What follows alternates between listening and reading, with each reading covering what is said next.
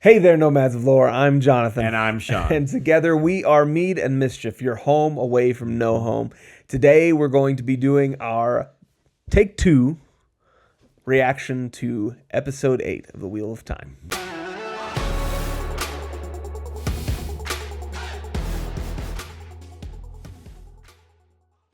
Now we're going to give you our spoiler level for this video.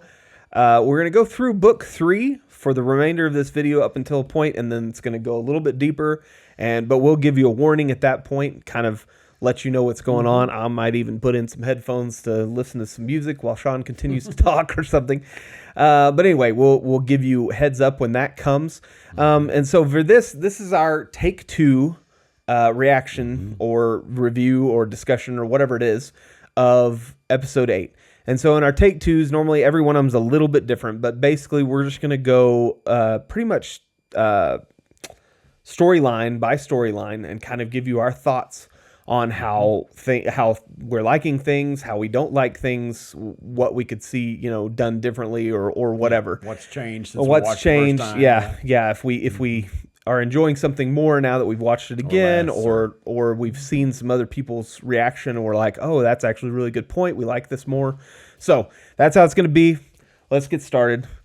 How was that cold open? My thoughts on the cold open, I've kind of gone to Jonathan mode a little bit, and they really haven't changed much. And I don't have anything real new to say about the cold open. I still really quite like it. I think it was an interesting choice. I think it makes a lot of sense, and why they chose to use this as a cold open. I think it's a little bit confusing for book readers and non-book readers alike in some ways, and it kind of adds a dimension to the world and some things that we didn't honestly expect to see. And I think it was really, really neat to get to see some of those sci-fi elements and whatever. The one thing I do want to real briefly say is that in our live discussion, my remembery was right. We had a commenter that say that, no, you were wrong. Well, sorry, dude, I looked it up and I was right. Latra's plan did involve, this is a book spoiler, and so I'm gonna just basically say a word and not explain myself, as Ricky Ricardo might say, in more detail. But her plan did in fact involve the Chodan call. That's absolute fact. And so, yeah, it did. Shots it obviously didn't. They didn't use it, and they were afraid to use it, and her plan was just as crazy as LTT's. But, yeah, so it's cool, cold open. I liked it, still like it. It's definitely not my favorite cold open, but it's good. It's neat. Okay, well, I guess I flipped seats or something because he hates it now. I don't like it as much. Okay. And really for the reasons that the things that you said in the middle, which was it's really confusing for non-book readers.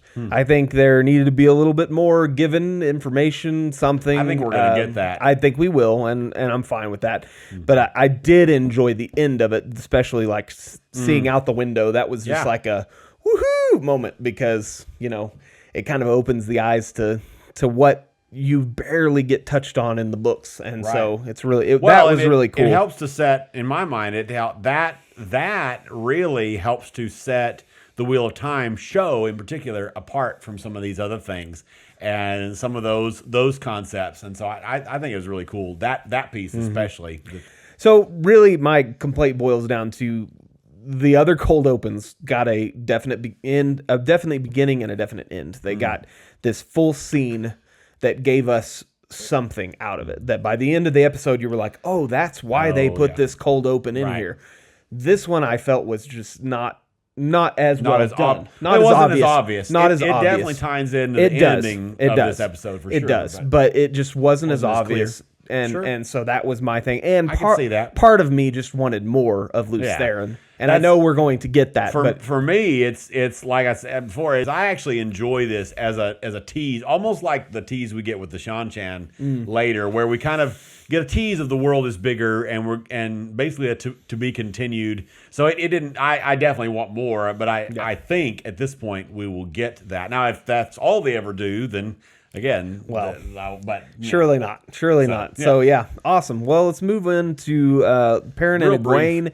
That's the only really scene that they have with the two of them, really, besides there's another scene a little bit later that has everybody. But anyway, they have just kind of want to talk about the Perrin and Egwene thing, that they are still friends. Yay, Yep. That's great. That's the biggest. Have your views changed on that or anything? No, it was good. The best thing about it was, in my opinion, and I know there are going to be people that disagree because they read into all kinds of stuff, but we got to see that they were still friends and basically had a reconciliation, kind of like Rand and Egwene had. We get reconciliation there, that they are still friends. No, they're not going to try to go make out in a corner or something. They're still friends and they're good. What is it? The Pergwayne? How do they do the ship? How's shipping. The ship? Yeah, tell us what's we the don't ship? We don't ship. We don't Perrin ship. And Egwene. We do not ship. Yep, that's right. So then we have the beautiful love story. My second favorite part of this whole episode. That's right. The Lan and Nynaeve scene. Mm-hmm. Yeah. What do you think about that? So I love this scene because of we get to hear the book words. I love the book words of I'm going to hate the man that you end up with, that whole sequence. And I really liked it. I did not, there were several people that I read that thought it was too quick, I guess. Thought that portion was too quick and too forced. I don't agree with that. I think it was fine because of what I think they've done enough in their relationship over the past few episodes. Yeah, if it was the book and the placement, then it's too quick. But with what they've done in the episodes and increasing the speed of that relationship, I think it was fine. I didn't. Now this is you tell me what you thought about that, and then we can talk about the whole. I love this. thing. I already said this was my second favorite scene in in this episode easily. It gave me chills. The first time and the second time I've watched it and whatever else, I loved it so much. I thought it was super sweet and super well done and super fitting. And what I assume you're about to talk about is her being at the tell with Moraine and whatever the heck that means. And I thought that was probably kind of dumb. And I do like, and I don't know what your thoughts are. I did in our first reaction, and I still do. I like that in a very small way shows the characters, this specifically Lan and Nynaeve, relying on each other and working together and supporting each other and whatever. I was watching the deal with Madeline Madden today with Matt Hatch interviewing her or whatever, and she talks about that as the women in the show supporting the men and supporting each other, and that not taking away from the person that they're supporting. And I think that's such an important concept that we miss a lot of times, of people being able to support and help and come alongside and help and do things for other people and that doesn't diminish what the initial character at all. And so I don't know about the whole tracking thing and the tell. I don't know, the script was odd there in my opinion, but what it felt like they were trying to accomplish, I'm totally for and like a lot and that much. So take that as it is. Well, my opinion's ever changing. So with you saying that actually makes that scene a little bit better. It's true. I do like what they're trying to accomplish.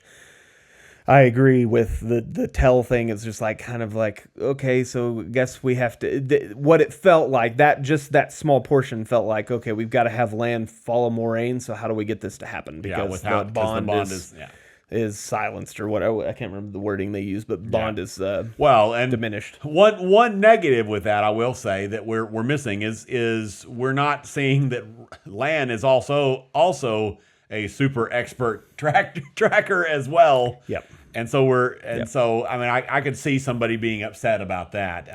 It doesn't bother me because of all the stuff within the scene, especially, but I could easily see that bothering somebody. Yeah, for sure. Yeah. For sure. So move on to Egwene and Nynaeve, the scene where they talk about listening to the wind, and that Nynaeve has after her channeling, her wilder channeling, that she hasn't been able to hear the wind. So what do you think about that? So when I first watched that, I didn't catch that line, and so I thought it was kind of a throwaway scene, and I didn't care. Oh, Trollocs are coming. Oh, we knew that already. Yeah. But then when I heard that line it wasn't even a rewatch. I was watching somebody else's video. When I heard that line, I realized what Nynaeve was saying and said, "This is little bit book spoiler at this point." But is that to me that line indicates that they are keeping her block, and they're going to use that later and continue to bring that in, and as we may talk about later, and a commenter pointed out, I think it's definitely a plausible theory that having this whole linking thing and her just nearly burning out being the thing that tips her into full block, which I know that's not book accurate and that's not how blocks work. I know that it's has to do with Wilder. I know that, but as far as the audience understanding, especially non-book readers, I think I could see them using those steps to kind of make that explain. Yeah. And I could see that for sure. So kind of switch. We're gonna talk about the battle in Fal Dara part, and then we'll kind of go with ending with the best plot thread of this episode, and I think both of our opinions we're going to end with Rand and Moraine, but we'll kind of talk about the battle at Fal Dara. It kind of splits into 3-ish parts too, so we'll talk about that briefly. So the wall, all the stuff with the wall and going to the wall and whatever else. What did you have the feels about this one? I do have the feels. I share the feels with some of you, and we have this weird sequence with the Trollocs. I say it's weird. CG Trollocs. The CG Trollocs, and I know Sean's going to share his thoughts here in a second. I know he doesn't care as much about it as I do for sure, but the CG was just pretty meh, and I think people would say meh is not strong enough. It was pretty terrible. I'll agree. And my thought on that is like, okay, granted, I know things were quickened and lots of things were stretched because of the vid and all the things, and you know what I'm talking about, hopefully. And so the disease is named after a beer. Yes. That's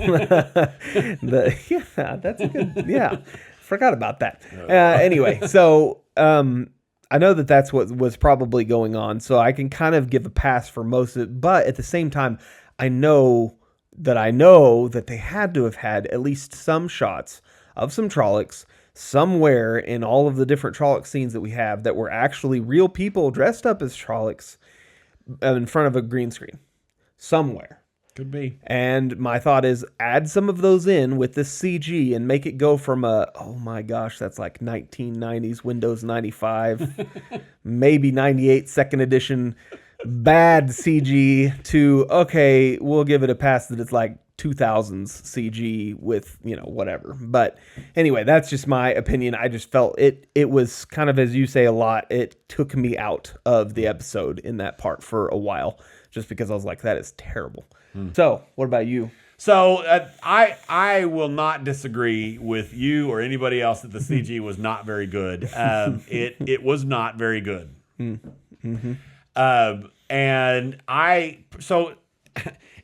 that's about all I have to say about it. I mean, as far as the CG is concerned, and the Agomar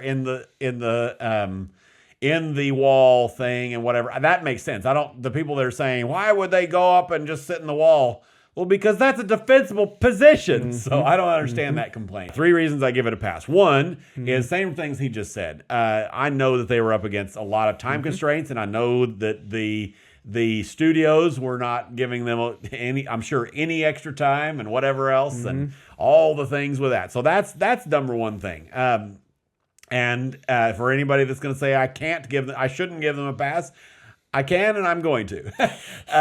And so number 2 is I am in this episode. As I'm watching it, I am so much more interested and excited about the stuff with Rand and Moraine and all this other stuff and the way this episode is cut. We're going back and forth so much that I'm not even thinking about the Trollocs much, except noting, oh yeah, that doesn't look all that Trollocs. Great, and whatever else. And the number 3, and this third one is uniquely is a personal preference thing. As far as visuals on stuff, as long as it at least makes sense and it's within a range of all rightness, and I know that Jonathan probably disagrees with this idea, and many of y'all do too, and that's fine. That's totally fine. I get that not everybody pays attention to things the same way. But this VFX was in my personal range of all rightness. Like, it wasn't good. I'm not gonna. No, it was definitely not good. The fade, especially in my opinion, was not good. Was really not good. But it's within the range of it's not going to bother me enough to think about it. And again, I was so excited about so many other things in this episode. I mean, we'd already had the Lan and Nynaeve scene, which I was really thrilled about, and then all this other stuff. So this was not a thing that I was concerned about. Breaking you. Yeah. But all right, so women in the desert. Oh yeah, men yeeting. Men. Oh yeah, men left away. She was the most intelligent person in this episode.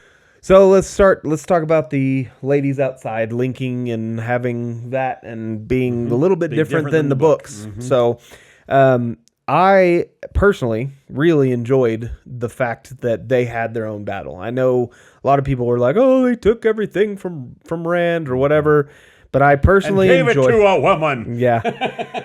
I personally enjoyed that they had their own thing, like that there was two separate things, and we can talk more about Rand's in a little bit because we both feel pretty strongly about that one.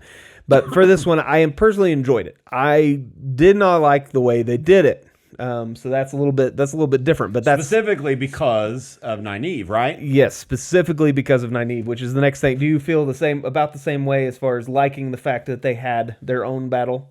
Yeah, definitely. Yeah. And we're going to get into some strong feeling detail about that. I think that's really good. Personally, I think it worked from a narrative standpoint, from a filming standpoint. All of the above. I like that they kept it separate. I mean, it would have been cool to see Rand and his light sword and all that stuff, and skimming, and it would have been cool to see that for sure. But I think this was super strong. Yeah. Again, I've got some really strong feelings about some of it, which I'll get into in a little bit. But yeah. So Nynaeve specifically, this is where my feelings are pretty strong. So Nynaeve, being able to link, this to me, and I don't know. We've kind of had some people talk about it a little bit in the comments and whatever.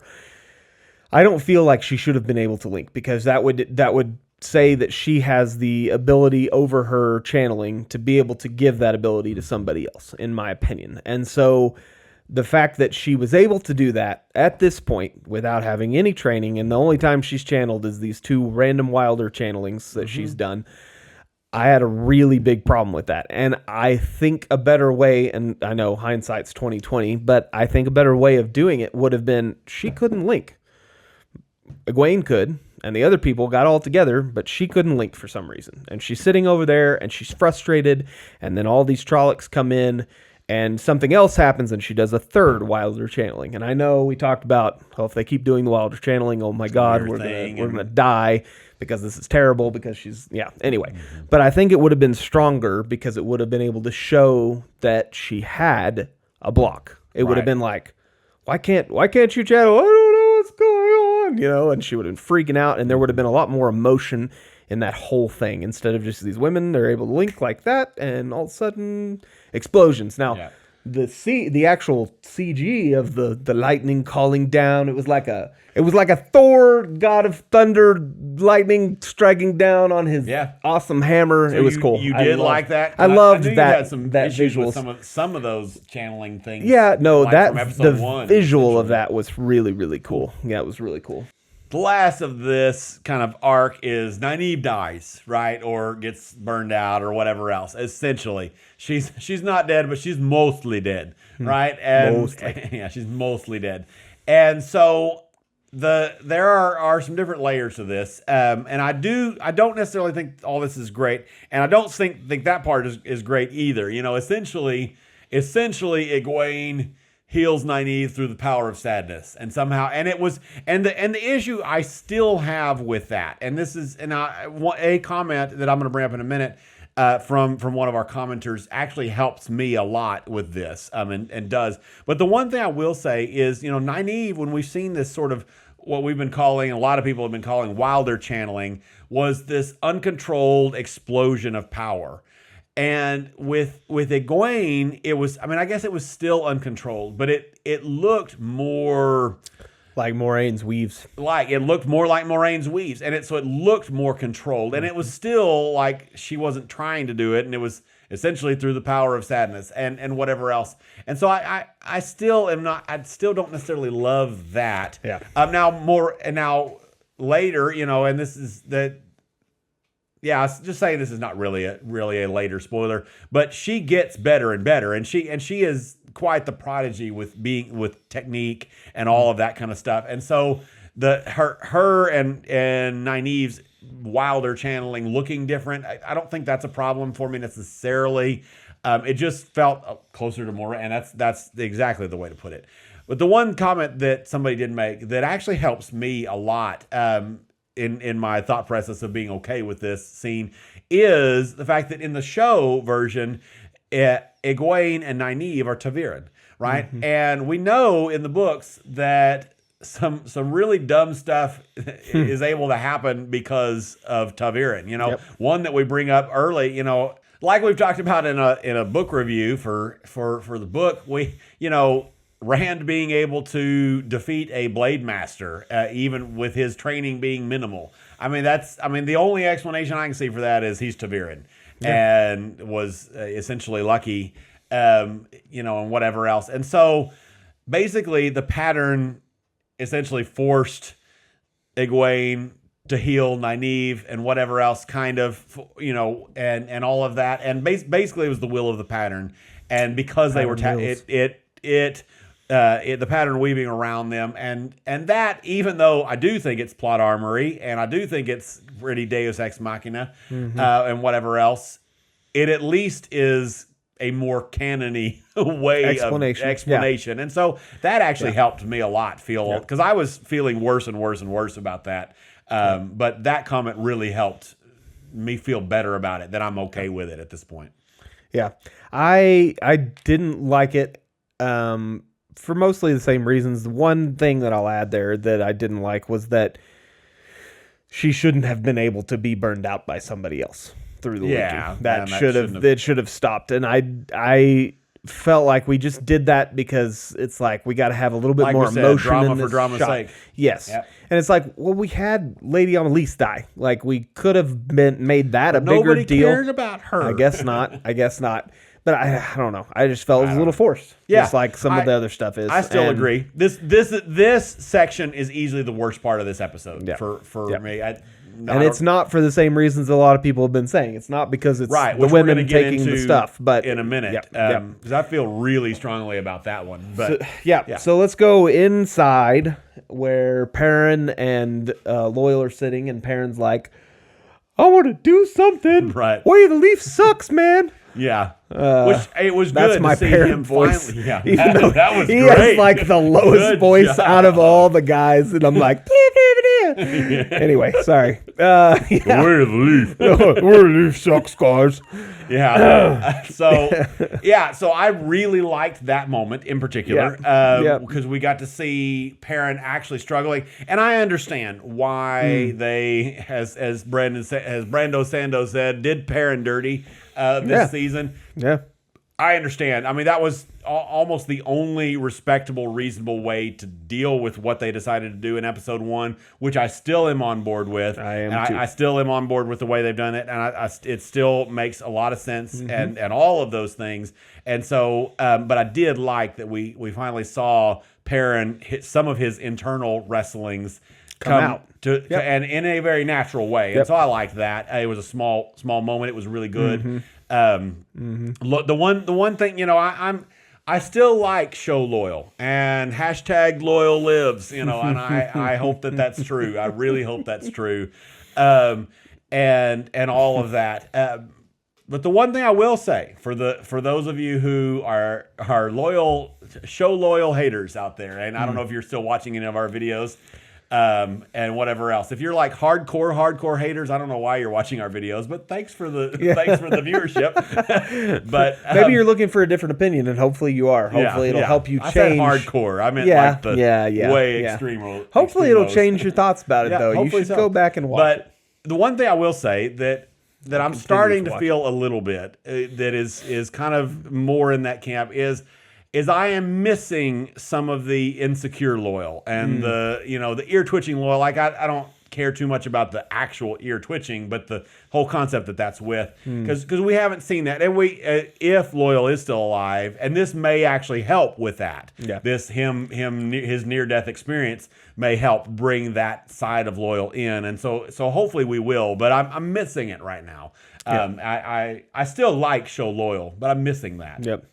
Yeah, I agree with those statements for sure. I'm definitely not feeling that as strongly because I just like Loial in general, and I hope that we do get a little bit more of him though. And so with the actual death, as far as that's concerned, I know we've kind of jumped ahead of ourselves. Loial death, dying, Loial death. I don't think that he is dead, and I think it's because of what you said a little bit earlier. Is we didn't see the body. We did see the body. But we saw more than we saw with Agomar. Yeah, but we didn't, and we saw him drop. There was some movement. There was, but I don't think I think we have too much invested in that character to get just that. In my opinion, this is not a preview video or a predictions video, but I do like the idea that several commenters have posited, and that is the idea that in season 2 we're going to get essentially a dual hunt for the horn and have both Loial and Matt needing to find the dagger and the horn. Well, and they don't need to find the horn, but that's wrapped up in that plot thread or whatever. Yep. I like that idea. I think that could be cool, especially because Robert Jordan likes to do this. We get Loial at the beginning, and he's awesome, and I love him. And then I think Robert Jordan forgot that he existed for a really long time. He did. So some of these things in the show that they're bringing in the characters more, I think, could be good. And this could be a way they're doing that, which would be awesome. I'd be down with that. Exactly. For sure. So I guess we go from there. We can talk about Padan Fain a little bit. Yeah, Padan Fain. He's still just as awesome. I don't remember what the actor's name is, but he's killing it. Doing and a good job. The writing around him is excellent. His slimy snakeness, and that's I love watching the non-book readers' reactions to him. And Did you like his monologue? I loved it. It was great. Yeah. I do agree with the one or two commenters. I feel okay about it, but I agree that it feels a little bit odd that he let Perrin leave. Yeah. I think they did it so the show can happen, right? Yeah. and which is joke connected to pitch meeting and whatever else. But it does kind of make sense because of his line of them all being important, kind of, and maybe he also presumably knows that Perrin's not the Dragon Reborn, and we know book readers know that he's trying to go after, he's trying to get the Dragon Reborn, right? Especially, and so. I think it's fine. It's a little odd, and I will definitely agree with that. I loved the monologuing. I thought it was hilarious because he actually didn't he kind of get up and sit down in like a chair kind of throne thing or whatever it was, lounging pose. I loved that because it just reminds me of all the evil genius monologuing kind of thing that goes on. Anyway, loved it. Love his character, and I am interested to see. I mean, they got to the part where he has both the dagger and the horn, and they did. He's running away, and so we're set up. We're set up perfectly, So I loved it. I am still a little lacking as far as Loial. I mean, not Loial. As far as Perrin is concerned, I'm ready to see more Perrin. Yes. But. Obviously, that wasn't meant for this episode, and there was so much they were trying to. General. Yeah, they're trying to cram so much. Well, I think a lot of the things that Perrin did, I am in agreement with many of you guys that I suspect a lot of the stuff that Perrin did in this episode was probably supposed to be Matt originally. Oh yeah. That's definitely true. Definitely. We'll never know. Well, we may, but we'll probably never know. But yeah, the whole stuff was really awesome. Padan Fain was great. Perrin was great. Hashtag Loial lives. Hashtag I'm pretty sure Uno is still alive. It looked like he got stabbed in the shoulder, which is great. He needs to add to his scar collection. So that was great. We didn't talk about it earlier, but I loved Uno in this episode because all his book accurate cursing was lovely. It was super fun. Bloody. Yeah, so I guess we'll talk about I know you people are so ready for us to talk about Rand. We're going to wait just a little bit longer. We're going to talk about the Seanchan. Yep. The end of the episode. So I think our feelings are about the same as they were before, I'm the same. I'm the same way. In the live, somehow the discussion got to where, and I think it was just, there was lots of people thinking, well, they're trying to kill the little girl. I don't think that was what was happening. I don't think they could even see the little girl. No, it was way too far away. And I know, I loved the visuals of them. I did too. All around, really. I think there's going to be some obvious improvements of them. There was a little bit of wonky CG even with them. Yeah. But all the practical stuff. Yeah, the practical stuff. The collar, shoulder things. I should have paused and actually zoomed in. I watched it again, but I didn't pay much attention to it again. Yeah, we'll see on some of the practicalities. Yeah, of some of that. Yeah, but I you see them put a whole big old thing around. Yeah. What? Who's? What? Who's? That's in book. You said it's in book 2. Oh, that's true. That is. I thought you. Never mind. I didn't spoil anything. You didn't spoil anything. I thought you were going for another person. You said Egwene. I thought you were going for another person that we won't mention because that is a big spoiler. Anyway, go ahead. Well, there's been a lot of theorizing about Megan, but I don't know anything about that. So. Oh yeah, no, I'm talking about long way from now. Oh. Long time, like book 12.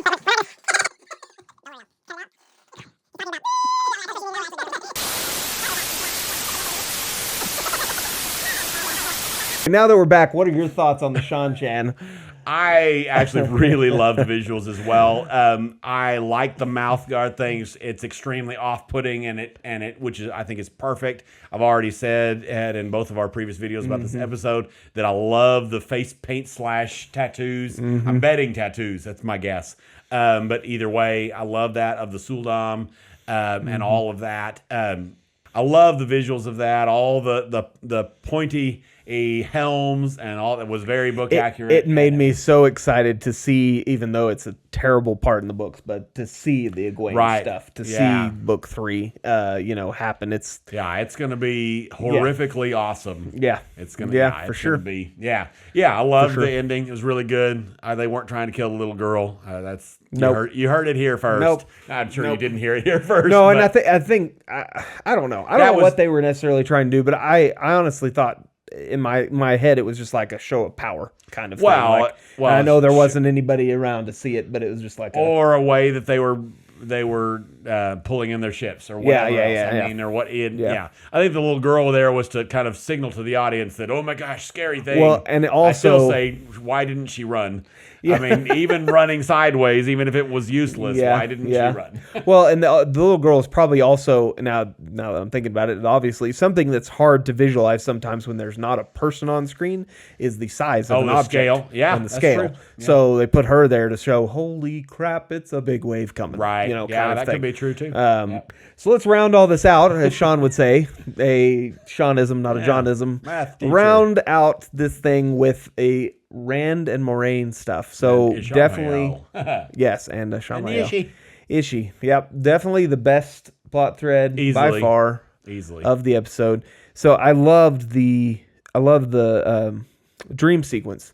Me too, finally. All of them. Yeah, exactly. I love the dream sequence when he wakes up and he's got the stuff crawling on it. He's got the moss kind of crawling up on him, and then she gets the dagger shoved through the back of her head. Which I didn't enjoy that. I was like, wait, are we? Because you thought he woke up. I was like, are we really killing Moraine like this already? Anyway, but then we get Ishamael, which was awesome. He was awesome. But I loved Ishi's intro. I love his actor, the actor who played him. I should have looked that up before we got started, but phenomenal acting. And I know you love the fact that he actually got to remove his face mask. Stupid mask thing. We didn't have him holding Egwene. Oh, cocky face. Yeah. Cocky burning eye man. Good Lord. Cocky burning eye man. I know some of y'all like him better than me, and that's great. It really is genuinely, but I do not like the dreams. I as know they've been he portrayed had. so far. I know he had fiery eyes. Yeah, I don't care about that. That's fine. He didn't have to look like a lizard gecko, fiery eyes with fiery mouth thing. Like anyway, I imagine more Jump of like scare, man. a very refined man in a suit, which is what we got. Yeah, but with fiery eyes, like little. I love like, the more like Perrin genre, eyes. following Not the genre Perrin eyes, but you get what I'm bending saying. stuff from the Age of Legends stuff we got in. That's another thing that the intro ties in is the dress of him. I liked that tie in. It was of course it was odd to see this guy dressed like he in this extremely modern suit looking thing in the jungle, basically in this nasty awful jungle looking. So it was different, but it felt right. It really felt good. It felt like he was above it all. Yeah. And it felt like Forsaken, especially Ishamael, and all that stuff, it felt like, he was in control. And we saw his uses of the power were way above anything we've seen. Leagues above anything we ever seen. And confusing to the audience, and especially non-book readers and whatever else, which is exactly the way it should have been. Yep. I 100% am behind that because the characters in the show, even Moraine probably didn't know some of the stuff that, obviously it's a man channeling and she's a woman, and it's as far as the way the magic works, she wouldn't have been able to see the weaves and stuff. But even beyond that, I'm sure she didn't know what was going on and she was put in her place real quick, and all of that. It was really good and terrifying in a sophisticated way, which is so Ishamael. Is just so. What do you feel about her being stilled? So I right now don't think she was stilled, and so there's two options right now. Two good options that are explainable with the magic system as we understand it. One, excuse me, is of course she was stilled and the magic is taken away, which could have been what he did. It could have been a shield, and then that last sucking was him basically what took a whole circle to pull out, and him just basically being like yank. Yep. And it could have been. That's actually entirely possible. Or he was shielded, or she was shielded, and that last clink was him tying off the weave, and that being a tied off shield. And I am okay either way. I really am. At first, my first reaction was honestly, I kind of almost really hoped she was stilled, because I like the idea of that and the places they can go with it, and her having to struggle with that. And and some other things and whatever else there, but I could see a lot of potential there. At this point, it doesn't. At this point, I think functionally it's going to work out not quite. There's some differences, especially long term, but for the bulk of this next season, it's going to functionally be the same. Yeah. And I think it's going to work. Yeah. And it's going to, and like many people have pointed out, they did that to give Moraine a story arc in season 2, because she almost doesn't have one in books, book 2 especially, and then book 3 not a ton. Yeah. And so I think that's almost certainly why I'm pretty much in the same thought. I'm in the same thought that there's the two options. My thought is that she definitely was not stilled. That it just didn't look the same, and if it was a stilling, they should have done better in their CG, because maybe like what I was talking about, because it could. It was. Well, she definitely was shielded first. Well, she was shielded, but then the thing that you're talking about at the end, where he did like this, they could have just not shown that channeling, because they haven't always shown the channeling. I guess that's true, but it looked like there was still stuff going in at that point. It didn't look like there was. Did it? Yeah, I think there was stuff going in. Maybe.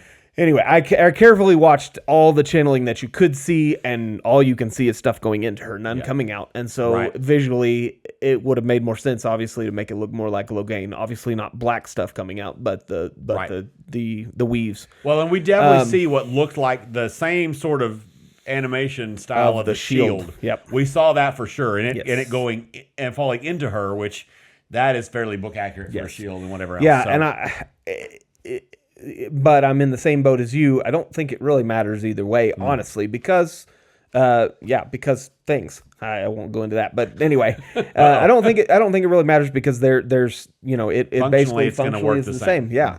So, of course, Rand falls to his knees and wakes up in some sort of dream world, something that is visually, at least from the show, different than anything dream worldy we've seen before, which is worth noting.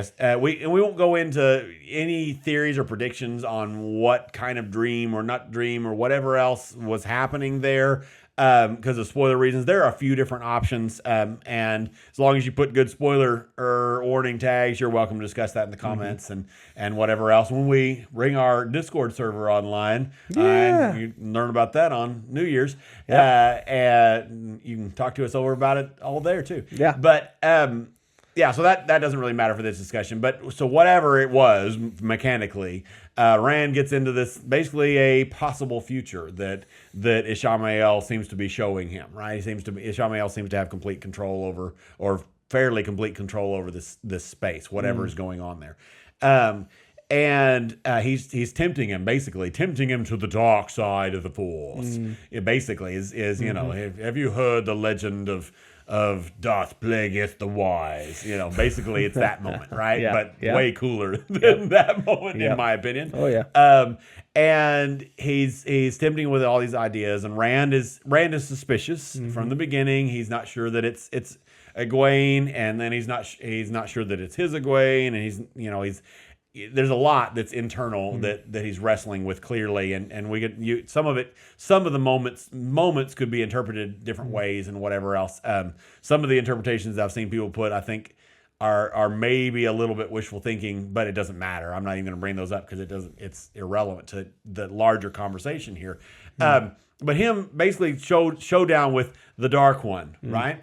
And all of that, and that battle, and his internal battle there, and all of that kind of stuff. And what I will say before going into any spoiler stuff on my side, before I let Jonathan talk, before I say a few deeper spoilery things, is I loved it. I love the visuals. I thought the special effect, the way I love the spinny going between real world and dream world thing. I think the use of the song Rial was a perfectly acceptable touch. I think that was good. It kind of gave an explanation for, especially as powerful as we'd seen Ishamael be, and him being able to essentially just knock Moraine around like a rag doll, kind of metaphorically, of course.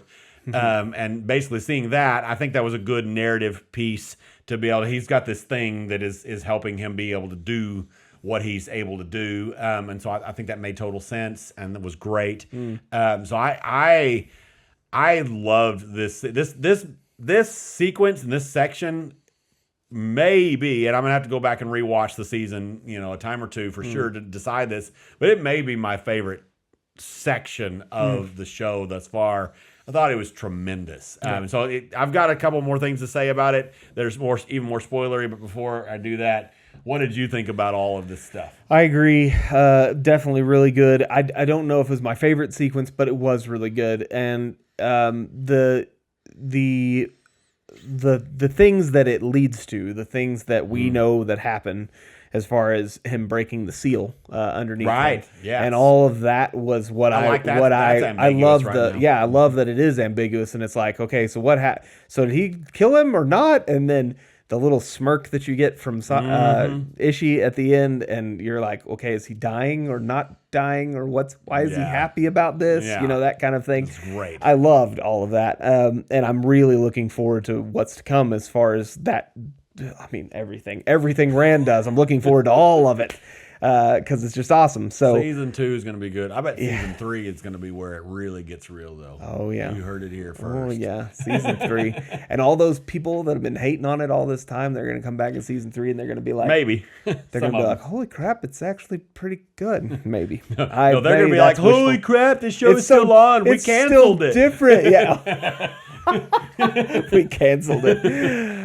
Oh Lord. Anyway, yep. So that's basically the extent of my feelings. I loved it. It was great. I enjoyed some of the things you said off camera about, and I guess you're going to go into some of that with the fact that it was very emotionally tying. And all of that. No, I didn't talk about that. Oh well, then you should. I should Go ahead. So that I won't spend a ton of time on this. I went on like a full-on soapbox mode in our live. I didn't realize I had such strong feelings about it, but I still have the same strong feelings about it. And it is basically a complaint that we have seen, a critique we've seen from a lot of people, both show haters and show mayors and show lovers. I've seen it. I've seen this complaint from some of all, and not all of everybody. Not all of y'all have this same feeling for sure, but and this I can understand. This first part I can way understand, and I'm not upset with you about,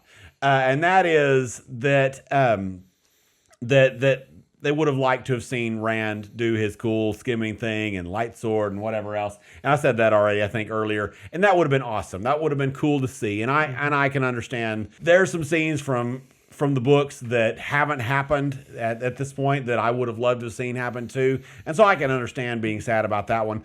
The one that I do really not like, and I am kind of upset about, and at least I have very strong feelings about, is the idea that people have posited that the way they did it, and basically them having Rand fight his battle and then having the women do their thing, and basically the idea, a lot of people have the idea that, well, they're not wanting Rand to be as powerful, and a lot of them is because he's a man and they want to give it to a woman or whatever else. But regardless of whether that's why you don't like it or not, that's kind of irrelevant. Is my thing, and this is my big thing with this, is that what Rand did and his battle was so exceptionally important and monumental and difficult and showed so much character and so much strength and so much power and all of those things that we got to see. Sure, it wasn't flashy. Yeah. It was not flashy, but having him and showing that impact and him making that conscious effort and being able to fight off a freaking Forsaken by himself without Moraine's help and all of that in no way diminishes him as a character. And it's not like they made the cool, I mean, the lady that they stole from Rand and gave to, she burned herself out. She's toast now. Pardon the pun. And, and whatever else. So she wasn't brought up and him brought low. He, in my mind, still was the hero of this episode far and away. And that's the biggest thing there is that it didn't, them doing that the way they did it and keeping this separate didn't, in my opinion, diminish him as a character at all. It wasn't flashy, but it was awesome. And all that brought to you by Sean's Emotional Wrecking Ball. He's had two. We're not doing that. We're not doing that music video. I'm not doing. I'll watch you, but I'm not doing that one. I don't think you would enjoy it. He's had two of these really good emotional moments, so hopefully you're enjoying them. Before you leave, because I know some of you are about to leave because we're about to go to book whatever spoilers, and I'm going to have to put on headphones and all the things. Before you leave, we are doing a live on Saturday. You should be there for 11:30, something like that. And a second note, we are not stopping Wheel of Time content for the foreseeable future until season 2 or anything like that. We will be putting stuff out. It probably just doing Wheel of Time content. Yeah, it probably will come back a little bit. We'll back off a little bit. We've been going like crazy people, but we have lives, and so we'll probably be doing a little bit less. We'll probably, hopefully, at least be able to do one video a week about Wheel of Time. And so maybe one every 2 weeks, something like that. Probably more realistic. And so somewhere in the neighborhood. And so anyway, stay tuned. We'll have more Wheel of Time. We've got lots of thoughts and really funny, some really fun things, some really serious things. We've got lots of different thoughts of content for that and kind of in-depth things that we can talk to y'all about and y'all can talk to us about. Yeah. Also, we will announce the winner. Discord. The Discord channel on the live for sure. So be there for that, or you'll see it in the links eventually once those start rolling out. And I think that's all. So we're going to ramp up the spoiler all the way through book 14 and the end of book 14. And I'm still not done with 13. I'm so close. I'm almost there. He's been reading like a maniac. Listening like a maniac. I have. And and then life has been happening. So every time he gets out of his car to come to my house or whatever, I hear in the background, and so Rand went down the road, and then listening to it. I'm listening to it like 1.7 times at this point. So yes, I'm trying to get and through enjoying it. Yeah, I am. So yeah. So there are two things that I want to talk about that are spoilers all the way through book 14. One of them ties into the stuff with Rand and that dream sequencey stuff, and the other one ties back into Nynaeve. So I will start with jumping back to the Nynaeve one, and that is the concept of that we have a fake out death. We might have had 3 even fake out deaths in this episode, maybe more, but a bunch of fake out deaths probably. At the very least, we had 1, and which is dumb. It is. I agree with you. I agree with me. It's dumb. Fake out deaths are rarely great and can be done well, but are rarely wonderful and usually done for cheap stakes. And I think the Nynaeve one was definitely a cheap stake, drama for drama's sake sort of a thing to do at this point. Now, what I want to talk about that relates to book 14 is there are a lot of fake out deaths in book 14. And they didn't bother me as much as I've seen some other reviewers and people talk about, but they're definitely there. And so it's kind of book accurate ish. So that's all I have to say about that. And the second thing is, and if you read through book 14, you probably had a similar feeling to this, probably. And that is the way they chose to do that struggle with Rand and Ishamael there. It reminded me and put me a lot in the headspace, and which is going to be great because it's going to tie us into probably season 8, hopefully season 6, maybe whatever season this happens in.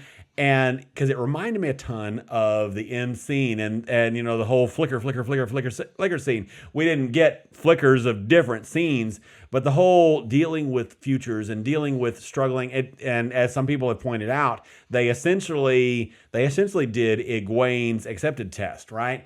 And so we saw that in there, and we saw all these things. And so just being able to visualize it in that way was so much better and made so much more sense and was so much more impactful than the way it happens in The Eye of the World, which, in my opinion, I think he even agrees with this, is that The Eye of the World, it's kind of janky in the way it's written. And I've seen some people talk about how they love it and like the ambiguity of it. And that's totally fine. And I can see that point for sure. But I think this was way, way better. And that's really what I have to say about that. Is it reminded me of book 14, and I thought it was really good. And fake out deaths, I don't like them, but it's book accurate, sort of.